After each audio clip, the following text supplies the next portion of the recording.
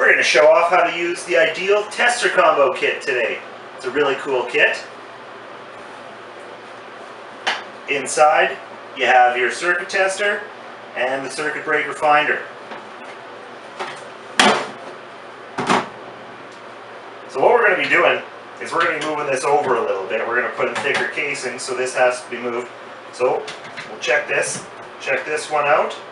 And now what this does is once this is plugged in, well, first off we see that we got correct wiring, but now we're going to be able to head down to the circuit breaker and using the wand, it'll find out what breaker we have to shut off. Now that we're down at the service panel, we'll use the circuit breaker finder to figure out which breaker we have to shut off upstairs. So the first thing is you turn it on. It's going to make a few little beeps, and then you have to wand the whole thing.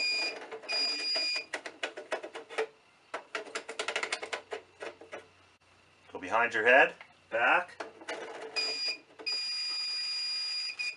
and that's the one right there.